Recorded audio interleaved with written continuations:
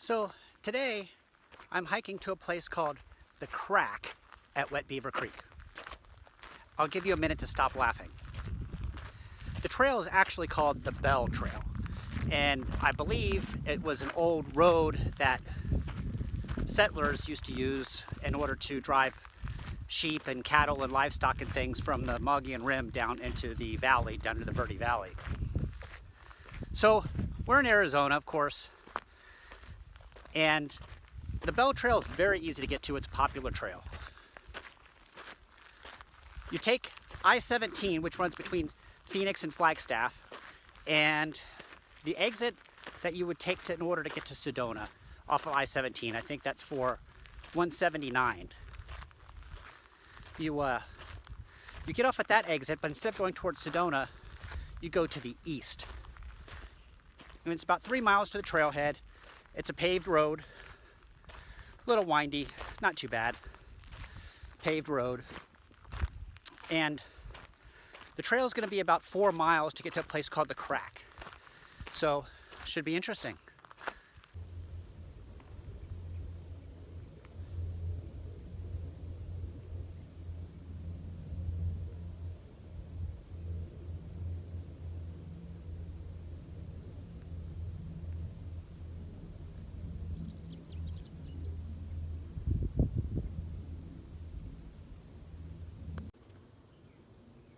All right, well, there we go. 3 miles ahead. We've come maybe a quarter of a mile or so. Not real far.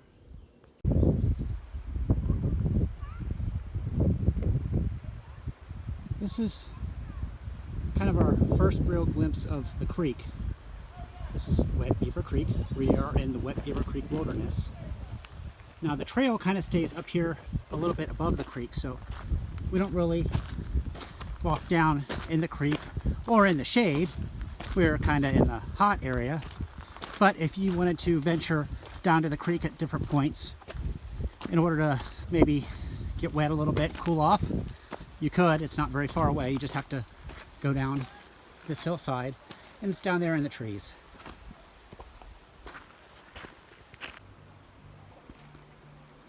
So here's a better look at the creek and the water flow. Some people down there swimming. And the cottonwood trees. You can tell perennial, regular water flows in the southwest in this type of climate by the abundance of cottonwood trees that grow along the riverbanks. Cottonwoods take a large amount of water. They grow very big and they're very prolific, and they grow well in this sandy soil as long as they get plenty of water. So if there's a place where you get regular water, you're going to find cottonwood trees. Kind of nice if you're hiking across the desert. You see cottonwood trees, it's usually an indication that there's going to be a water source there.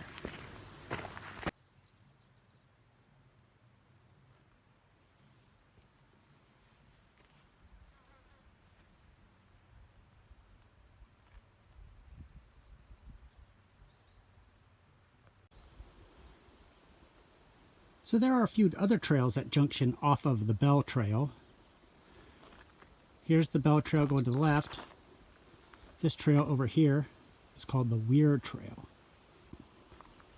I believe the Weir Trail ventures off to the right and kind of stays down towards the lower part of the canyon. And I believe there's an old gauging station somewhere down in that area. Whereas we're going to go to the left and we're going to climb up a little bit higher, up on the ridge line a little bit, or up on the side of the ridge, to get past this narrow spot in the canyon. You can see some of the red rocks that this area is famous for. Of course, Sedona is very famous for the red rocks, a very popular tourist spot. We're not that far from Sedona, but we'll take a look around here.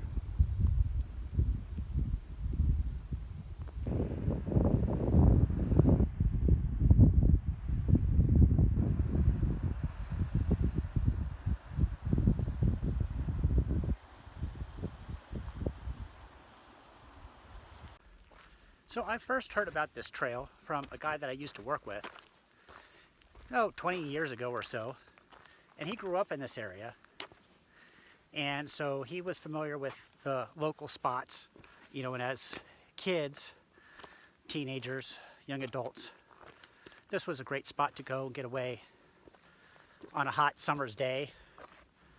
Yeah, it's a little bit of a hike and it's hot, but get a nice place to cool off at the end. Nice little swimming hole. And good swimming holes in northern Arizona are hard to come by. There's not a whole lot of perennial water. So he gave me good directions on how to get to the trail, but not how to get to the crack. And I made a couple wrong turns and really never made it. I've been here 2 or 3 times total. I have actually made it to the crack. Once, maybe twice, I'm not sure. Can't remember, it's been a while. That's where we're going today. So I said we were gonna do a little climbing. So I've been hiking for, 45 minutes or so. So I've come 1.5 miles, 2 miles. Maybe I move at a pretty brisk pace. Now we're starting to climb. It won't be forever, but it'll be enough in order to kind of create a little bit of excitement.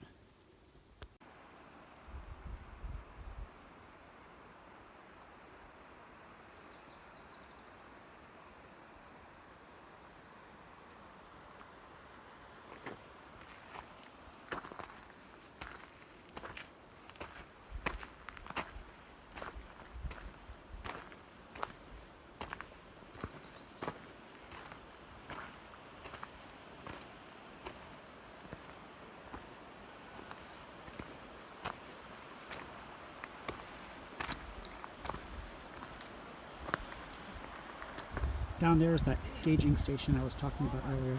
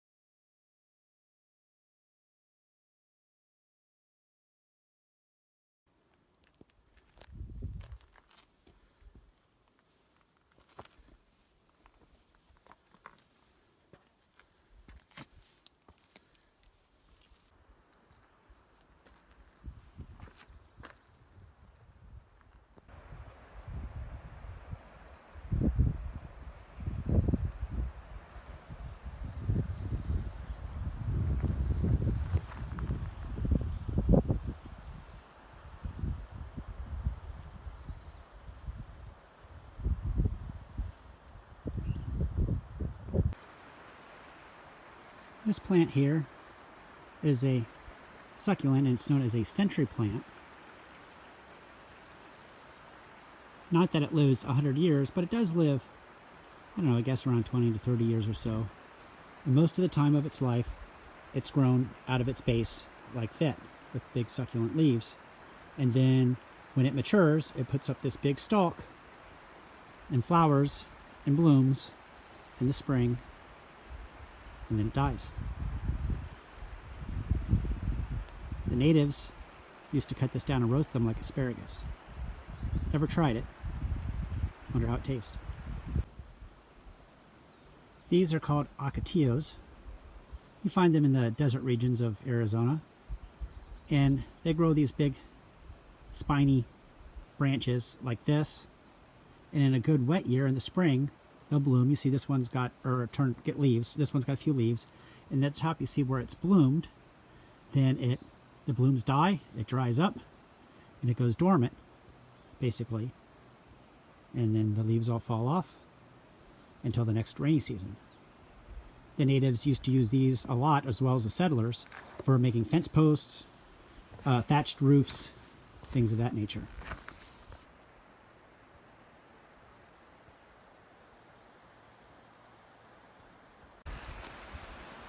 So I mentioned that the first time I came here, I never was able to make it to the crack. I got misguided. And I think this is where it happened. So right over here, there's a junction, and there's a sign on it, but the sign just says no camping. It doesn't have any trail markers or anything. And there's another trail that splits off here to the right. And I believe that trail goes down here, crosses the creek, and then runs up this canyon up towards the rim. And that's probably actually the main part of the belt trail. But this trail to the left should take us to the crack. And we should be getting pretty close.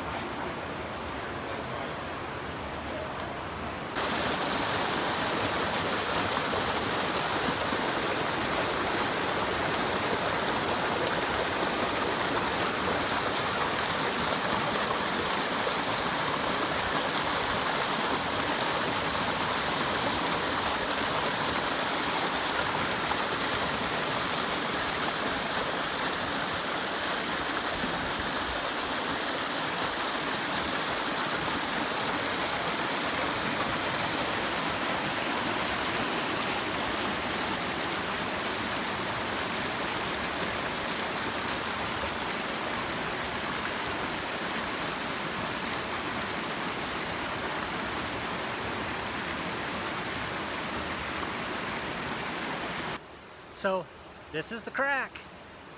It took me about an hour and a half to get here, almost exactly an hour and a half. And that included stopping and making some videos and things like that. So not too bad. And of course, it's very refreshing when you get here. You can see I have already been in the water and done some swimming and some jumping, and yeah, it's pretty sweet. So enjoy.